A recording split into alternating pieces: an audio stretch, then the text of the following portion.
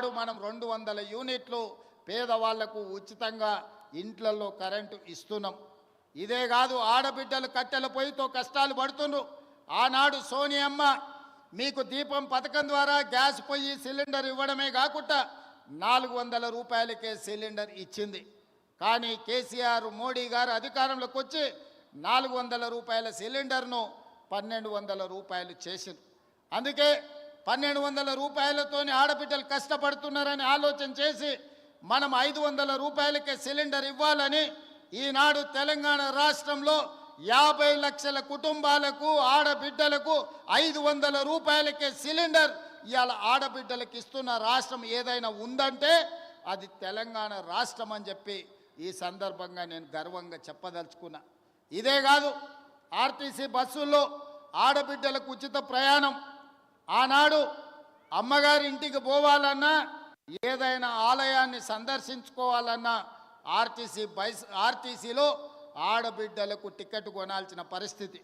ఈనాడు ఆ పరిస్థితి నుంచి విముక్తి కలిగించి రాష్ట్రం నలుమూలల ఎక్కడి నుంచి ఎక్కడికైనా ఆడబిడ్డలు ప్రయాణం చేయదలుచుకుంటే ఆర్టీసీ బస్సులో ఉచితంగా ప్రయాణం చేయొచ్చు. ఆడబిడ్డ ఎక్కడైనా ఆర్టీసీ బస్సుకు చెయ్యి అడ్డం పెడితే ఆడబిడ్డను ఎక్కించుకొని వాళ్ళ ఇంటి దగ్గర దించే బాధ్యత ఈనాడు మన ప్రభుత్వం తీసుకున్నది. అందుకే ఈరోజు రాష్ట్రం నలుమూలల దాదాపుగా 120 కోట్ల మంది ఆడబిడ్డలు ఈ 13 నెలల ఆర్టీసీ బస్సుల్లో ఉచిత ప్రయాణం చేస్తే దాదాపుగా 4000 కోట్ల రూపాయలు ఆర్టీసీ కార్పొరేషన్కు రాష్ట్ర ప్రభుత్వం చెల్లించడం జరిగింది. ఈ విధంగా రైతులకు అదే రుణమాఫీ, నిరుద్యోగ యువకులకు ఉద్యోగ ఉపాధి అవకాశాలు, ఆడబిడ్డలకు ఆర్టీసీలో ఉచిత ప్రయాణం, అదే విధంగా 500 రూపాయలకే సిలిండర్, పేదవాడి ఇంటికి ఉచిత విద్యుత్తు, ఈ పథకాలన్నిటిని అమలు చేసినాం. ఇవి సరిపోతాయా అంటే సరిపోదు. పేదవాడికి ఇంకా ఆదుకోవాల్సిన అవసరం ఉన్నది.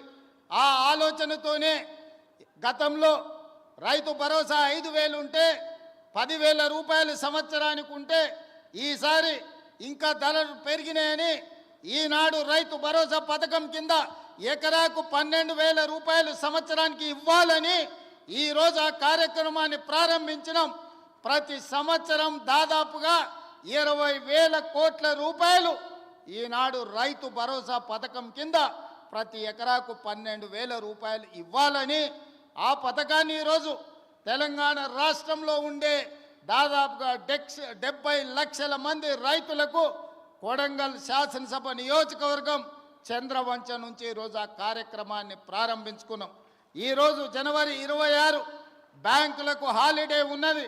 రాత్రి 12 గంటల తర్వాత ప్రతి రైతుకు, రాష్ట్రంలో ఉన్న వ్యవసాయ భూమి ఉన్న ప్రతి రైతుకు రాత్రి 12 గంటల తర్వాత ప్రతి ఎకరాకు 6,000 రూపాయలతోని మీ ఖాతాల్లో మీ నగదు టకీమని పడే విధంగా ఈరోజు కార్యక్రమాన్ని తీసుకున్నాం.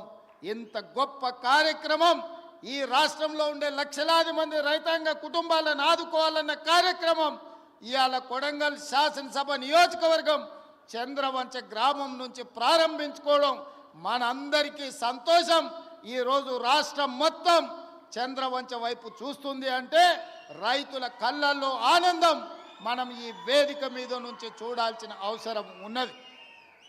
అదేవిధంగా పేదలు, నేను పాదయాత్ర చేసినప్పుడు సమ్మక్క సారలమ్మ జాతర నుంచి ములుగు నియోజకవర్గంలో పాదయాత్ర మొదలుపెట్టి ఆ రోజు ఖమ్మము, వరంగల్, ఆదిలాబాదు, అదేవిధంగా నిజామాబాదు, కరీంనగర్ ఈ ప్రాంతాలలో తిరుగుతున్నప్పుడు తండాలలో, గూడాలలో, మారుమూల పల్లెల్లో పేదోళ్ళు వచ్చిండ్రు. వాళ్ళందరూ అడిగినరు, సార్ భూమి ఉన్న వాళ్ళకే రైతు భరోసా ఇస్తున్నారు, భూమి ఉన్న వాళ్ళకే ఉచిత కరెంట్ ఇస్తున్నారు, భూమి ఉన్న వాళ్ళకే అన్ని చేస్తున్నారు, భూమి లేని మాలాంటి పేదలను మీరు ఆదుకోవాల్సిన అవసరం ఉన్నది, మా కష్టాలు తీరవండి అని భూమి లేని పేదలు వచ్చి కలిసినారు. ఆలోచన చేసినాం, మంత్రివర్గంలో చర్చించినాం. అందుకే ఈనాడు భూమి లేని నిరుపేదలకు ఉపాధి హామీ పథకంలో పనిచేస్తున్న వాళ్లకు ఖచ్చితంగా సంవత్సరానికి 12,000 రూపాయలు ప్రతి కుటుంబానికి ఇవ్వాలని ఇందిరమ్మ ఆత్మీయ భరోసా కార్యక్రమాన్ని ఇవాళ చంద్రవంచలో ఈ గ్రామ పంచాయతీలో ప్రారంభించుకున్నాం. దాదాపుగా ఇందిరమ్మ ఆత్మీయ భరోసా కార్యక్రమం 10 లక్షల కుటుంబాలకు మేలు జరగబోతుంది. ఇవాళ భూమి లేని నిరుపేదలను, ముఖ్యంగా దళితులను, గిరిజనులను, ఆదివాసులను, బలహీన వర్గాలను ఆదుకోవడానికి పథకం తీసుకొచ్చినాం. వాళ్ళ ఖాతాలో కూడా సంవత్సరానికి 12,000 రూపాయలు వేయబోతున్నాం. వాళ్ళ నగదు కూడా రాత్రి 12 గంటల తర్వాత బదిలీ కాబోతున్నదని చెప్పి నేను ఈ సందర్భంగా తెలియజేయదలుచుకున్నా. అదేవిధంగా ఇందిరమ్మ ఇల్లు, పేదవాళ్ళకి ఇందిరమ్మ ఇల్లు అనగానే డాక్టర్ వైఎస్ రాజశేఖర రెడ్డి గుర్తొస్తాడు. ఆనాడు 2004 నుంచి 2014 వరకు ప్రతి పేదవాడికి ఇల్లు లేని ప్రతి వాడికి ఇల్లు కట్టుకోవడానికి ఆనాడు ఇందిరమ్మ ఇల్లు ఇచ్చినాం. 2004 నుంచి 2009 వరకు, 2009 నుంచి 2014 వరకు నేను గురునాథ్ రెడ్డి గారు ఎమ్మెల్యేలుగా ఉన్నప్పుడు ఈ నియోజకవర్గంలోనే రాష్ట్రంలో అత్యధికంగా తెలంగాణ రాష్ట్రంలో ఇందిరమ్మ ఇండ్లు తీసుకున్న నియోజకవర్గం ఉందంటే దాదాపుగా 36,000 ఇండ్లు ఈ నియోజకవర్గంలో మేమిద్దరం ఆనాడు పేదలకు ఇప్పించినాం.